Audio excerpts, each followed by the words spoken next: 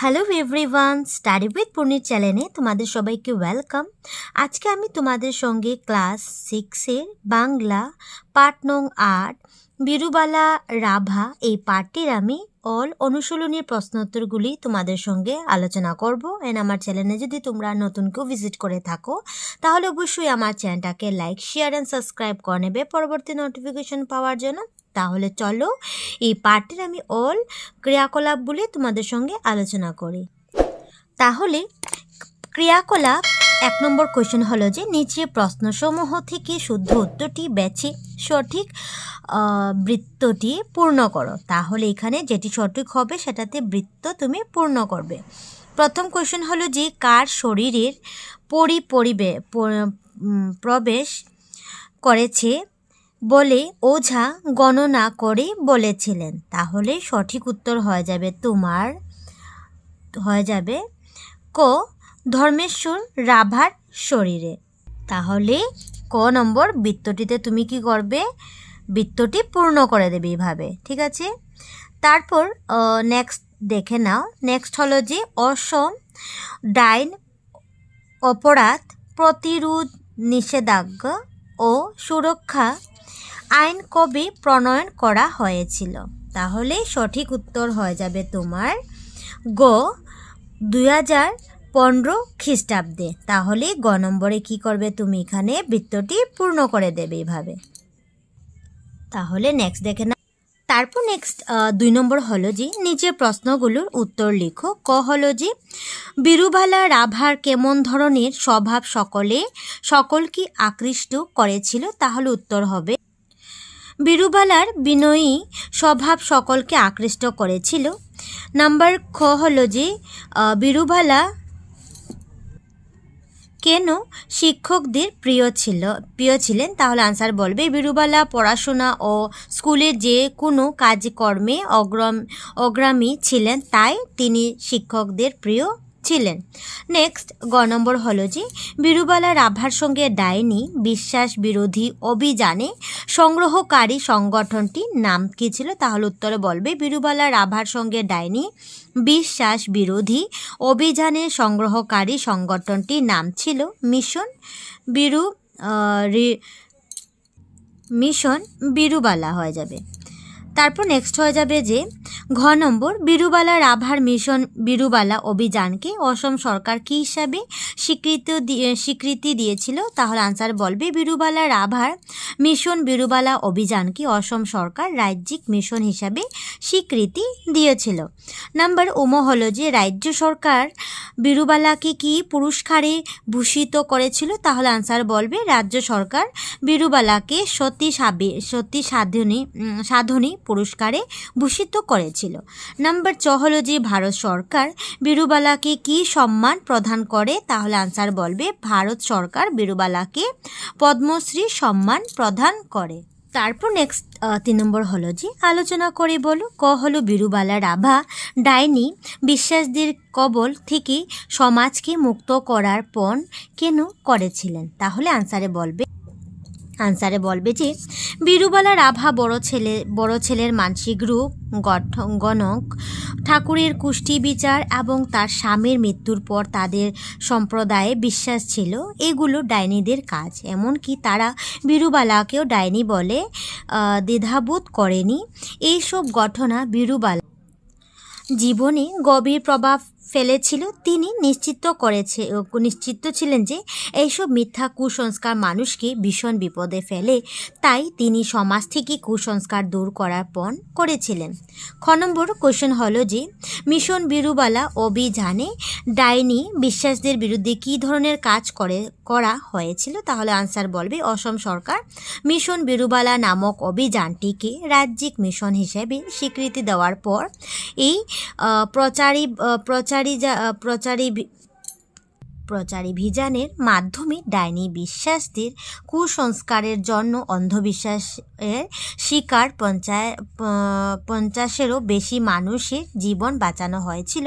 অসম সরকার ডাইনি হত্যার সঙ্গে জড়িত ব্যক্তিদের জামিন ছাড়াই গ্রেফতারের আইন প্রণয়ন করেছিল।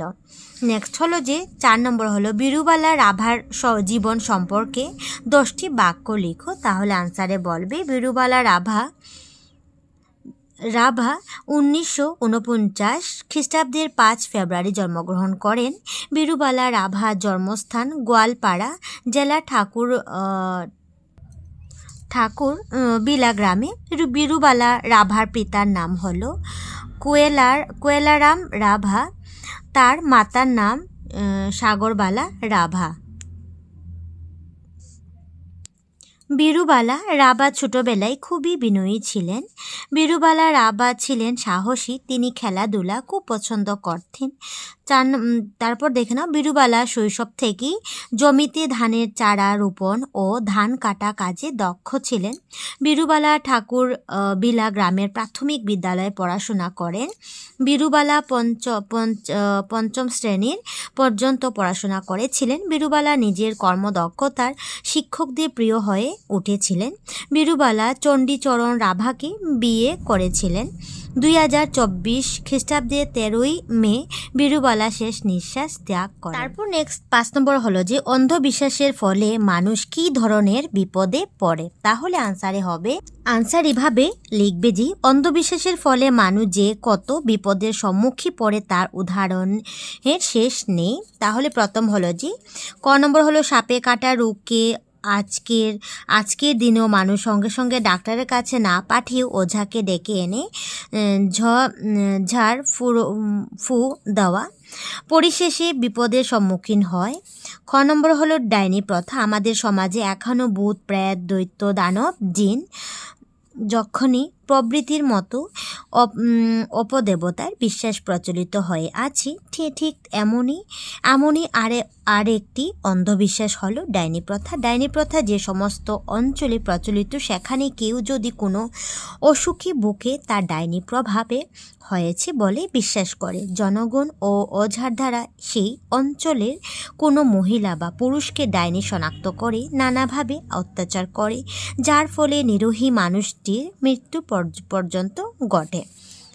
তারপর গ নম্বর হলো যে আজও দেশের প্রত্যন্ত অঞ্চলে অনেক লোক আছে যারা অসুখ বিসুখ হলেও মোল্লাবাড়ি, কবিরাজ বাড়ি, যা তেল পড়া আর জল পড়া নিতে। এর চেয়ে কুসংস্কার আর কি হতে পারে? পরিশেষে রোগ বেড়ে গেলে মানুষ ডাক্তারের স্মরণাপন্ন হয় এবং অনেকের মৃত্যু পর্যন্ত হয়। তারপর নেক্সট দেখতে পাচ্ছি এখানে আছে ভাষা অধ্যয়ন। এখানে গ্রামার পোর্শন দেওয়া আছে। তাহলে কিছু শর্ট কোয়েশ্চেন এখানে আমি দাগিয়ে দিচ্ছি, যেটা হলো সন্ধি কাকে বলে। তাহলে এখানে আনসার হয়ে যাবে পরস্পর সন্নিহিত দুটি ধ্বনির মিলনকে সন্ধি বলে। সন্ধি 3 প্রকার বলবে, স্বরসন্ধি, ব্যঞ্জন সন্ধি ও বিসর্গ সন্ধি, যেটা তোমরা কপিতে লিখে একদম শিখে রাখবে। তারপর দেখতে পাচ্ছ এখানে অনেক কিছু এক্সাম্পল দিয়ে দিচ্ছে। নীলাচল, নীল যুগ অচল, নীলাচল। তারপর মুনি যুগ ইন্দ্র, মনীন্দ্র। মহাযুগ ইন্দ্র, মহেন্দ্র। সূর্য যুগ উদয়, সূর্যাদয়। ঠিক আছে, এভাবে তোমরা পড়ে নেবে। তারপর দেখতে পাচ্ছ এখানে দেওয়া হলো যে স্বরসন্ধি কাকে বলে। তাহলে আনসার হয়ে যাবে যে একটি স্বরধ্বনির সঙ্গে অন্য একটি স্বরধ্বনি মিলিত হয়ে যে সন্ধি হয় তাকে স্বরসন্ধি বলে। খুব সুন্দর একটা এক্সাম্পল এখানে বইয়ের মধ্যে দিয়ে দিয়েছে, সেটা তোমরা শিখে নেবে। নেক্সট 6 নম্বর হলো যে নিচে শব্দগুলো ভেঙে লিখো। তাহলে খ্রিস্টাব্দ আছে, হিমালয় আছে, অতীত আছে, স্বচ্ছা আছে এবং নবোদয় আছে, সেটা তোমরা ভেঙে লিখে নেবে। এইভাবে ভেঙে লিখবে যে খ্রিস্ট যুগ অব্দ, খ্রিস্টাব্দ। হিম যুগ আলয়, হিমালয়। অতি যুগ ঈদ, অতীত। স্বযুগ ইচ্ছা, স্বেচ্ছা। তারপরে নবযুগ উদয়, নবোদয় হয়ে যাবে। এভাবে তোমরা লিখে। তারপর 7 নম্বর হলো যে নিচে শব্দগুলো সন্ধি বিচ্ছেদ করো। তাহলে এখন তুমি সন্ধি বিচ্ছেদ করবে। তদুপরি আছে দিগন্ত আছে, জগৎ জননী, সঙ্গতি, চলচ্চিত্র। তাহলে তুমি এভাবে লিখবে যে তদযুগ পরি, তদপরি। দিকযুগ অন্ত, দিগন্ত। জগৎ যুগ জননী, জগৎ জননী। সমযুগ গতি, সঙ্গতি। অ্যান্ড তারপর হলো চলযুগ চলচ্চিত্র, চলচ্চিত্র। ঠিক আছে, এভাবে তোমরা ভেঙে। তারপর নেক্সট 8 নম্বর দেওয়া হলো যে নিচে দেওয়া শব্দগুলো সন্ধি অনুসারে তালিকাভুক্ত করো। তাহলে এখানে সচরিত্র দেওয়া আছে, সংহার, মহাশয়, প্রতীক্ষা, দেবালয়, নীলোৎপল, সজ্জন, সংযত, চন্দ্রোদয়, সদ্ভাব। এগুলি দিয়ে তুমি কি করবে? সন্ধি করবে, শব্দগুলি সন্ধি অনুসারে তালিকাভুক্ত করবে। তাহলে এভাবে তোমরা লিখবে স্বরসন্ধি কি হবে এবং ব্যঞ্জন সন্ধিগুলি কি হবে। তাহলে মহাশয় হয়ে যাবে স্বরসন্ধি, হয়ে যাবে মহাযুগ আশয়, মহাশয়। দেবালয় হয়ে যাবে দেবযুগ আলয়। চন্দ্রাদয় হয়ে যাবে চন্দ্রযুগ উদয়, চন্দ্রাদয়। এবং প্রতীক্ষা হয়ে যাবে প্রতিযুগ ইক্ষা, প্রতীক্ষা। তারপরে ব্যঞ্জন সন্ধিতে কি হয়ে যাবে দেখো, সৎযুগ চরিত্র, সচরিত্র। সমযুগ যত, সংযত। নীলোৎপল, নীলযুগ উৎপল, নীলোৎপল। সজ্জন হয়ে যাবে সৎযুগ জন, সজন। সদ্ভাব হয়ে যাবে সৎযুগ ভাব, সদ্ভাব। সমযুগ হার হয়ে যাবে সংহার। এভাবে তোমরা লিখে নেবে। তারপর নেক্সট 9 নম্বর হলো যে বাক্যের মধ্যে যে শব্দগুলো আছে সেগুলো অভিধানের মতো বর্ণানুক্রমে ক্রমিকভাবে লেখো। তাহলে এখানে ক দেওয়া আছে, ক, দ, ব, স দেওয়া আছে, তুমি বর্ণ অনুসারে এগুলি সাজাবে। তাহলে ক দিয়ে হয়ে যাবে কারণ, কিছু, কৃষি। দ দিয়ে এখানে শব্দ লিখবে দেবতা, এখান থেকে চুজ করে লিখে নেবে দেবতা, দূর, দৃষ্টি। ব দিয়ে যে শব্দগুলি হবে সেটা লিখবে বাবা, বাতি, বিপদ। স দিয়ে লিখবে সমাজ, সহজ, সুলভ। নেক্সট হয়ে যাবে 10 নম্বর, নিচে শব্দগুলো ব্যবহার করে বাক্য রচনা করো। তাহলে এগুলি দিয়ে তোমরা বাক্য রচনা করবে। হতাশা, দক্ষ, অশিক্ষিত, গৌরব, বিশ্বাস, প্রিয়। তাহলে দেখে নাও বাক্য রচনাগুলি। তাহলে প্রথম হতাশা দিয়ে হয়ে যাবে ধর্মেশ্বরীর বাবা হতাশা না হয়ে ছেলেকে ডাক্তার দেখালেন। তারপর নেক্সট হয়ে যাবে দক্ষ, ধান কাটার কাজে করিম খুবই দক্ষ কর্মী। নেক্সট অশিক্ষিত দিয়ে হয়ে যাবে যে অশিক্ষিত লোককে সহজে বোঝানো যায় না। গৌরব, সব দিক দিয়ে মানুষ সুমন গৌরবের অধিকারী। বিশ্বাস, তোমার কথায় আমি বিশ্বাস করতে পারলাম না। প্রিয়, আমার সবচাইতে প্রিয় ফল আম। তো এইভাবে তোমরা রচনা করবে। তারপর নেক্সট হলো যে নিচের শব্দগুলোর লিঙ্গ নির্ণয় করে তালিকাটি ভুক্ত করো। তাহলে কোনটি পুলিঙ্গ স্ত্রীলিঙ্গ হবে সেটা তোমরা এখান থেকে চুজ করে লিখবে। তাহলে দেখতে পাচ্ছ এখানে আমি লিখে দিয়ে রেখেছি যে পুলিঙ্গ স্ত্রীলিঙ্গ বাবা, পুলিঙ্গ মা হয়ে যাবে স্ত্রীলিঙ্গ, পুরুষ মহিলা, রাজা রানী, অধ্যাপক অধ্যাপিকা, শিক্ষক শিক্ষায়িনী, ঠাকুরদা ঠাকুরমা, দেব দেবী হয়ে যাবে। তারপর নেক্সট 12 নম্বর হলো যে নিচে কিছু বর্ণ ও যুক্তাক্ষর এলোমেলোভাবে দেওয়া হয়েছে। অর্থ অনুসারে এই শব্দগুলো শুদ্ধভাবে সাজিয়ে নিয়ে পাশে খালি বাক্যে লেখো। তাহলে দেখতে পাচ্ছ এখানে দেওয়া আছে এলোমেলো শব্দ দিয়ে দিচ্ছে, তুমি এটাকে বানিয়ে লিখবে। নিরাশা হয়ে যাবে হতাশা, ঠিক আছে, এটা হলো হতাশা হয়ে যাবে।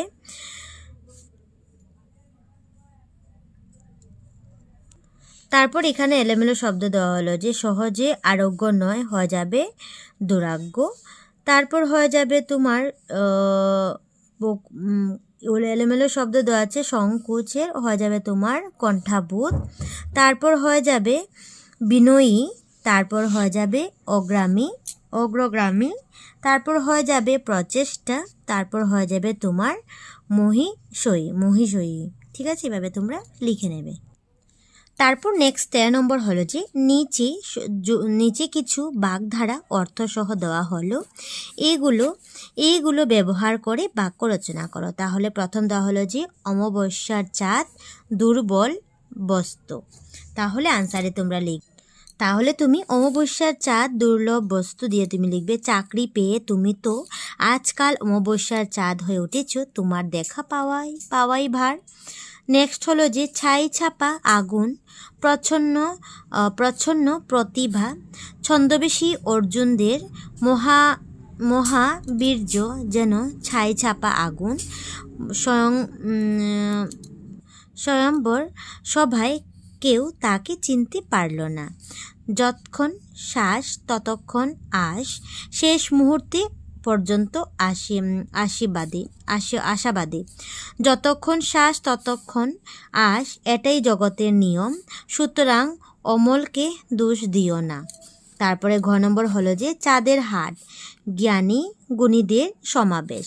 তোমার বাড়িতে তো চাঁদের হাট, এক ভাই ডাক্তার, এক ভাই অফিসার, ওদিকে ছেলেরা তো সকলেই কৃতি ছাত্র। নেক্সট হয়ে যাবে হাতে কলমে, হয়ে যাবে তোমার ব্যবহারিক অভিজ্ঞতা। আমার মেয়েটিকে তোমার ঘরে দিলাম, হাতে কলমে তাকে শিক্ষা দিয়ে গড়ে তুলবে।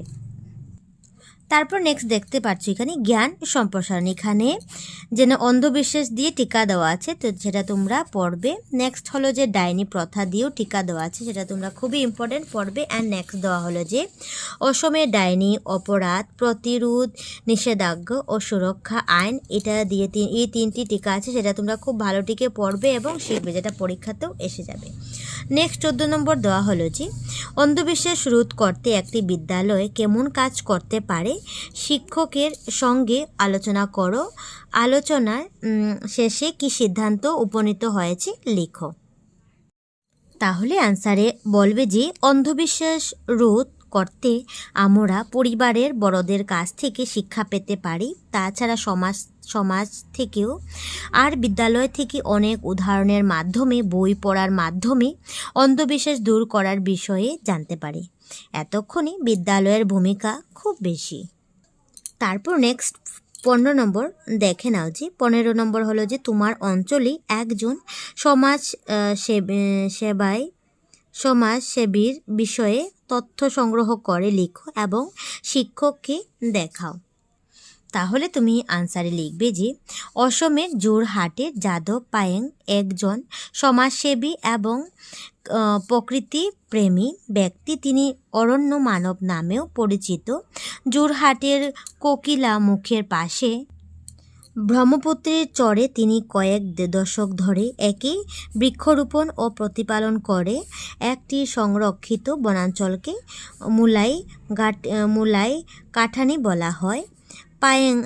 পায়েঙ্গের এই বনাঞ্চলে নানা ধরনের বন্য জীবজন্তু এবং অনেক প্রজাতি রাখি বিভিন্ন প্রকার মূল্যবান গাছ আছে। তার এই মহান কাজের জন্য ভারত সরকার তাকে 2015 সালে পদ্মশ্রী সম্মানে সম্মানিত করেছে। জওহরলাল নেহেরুর বিশ্ববিদ্যালয় তাকে ভারতের অরণ্য মানব উপাধি প্রদান করে। তার এই সমাজসেবামূলক কাজের জন্য যাদব পায়েং এখন একটি পরিচিত নাম। তাহলে এখানেই শেষ করলাম এই পার্টটি। তাহলে আমার ভিডিওটা কেমন লাগলো তাহলে অবশ্যই আমার কমেন্টে জানাবে। তাহলে টাটা।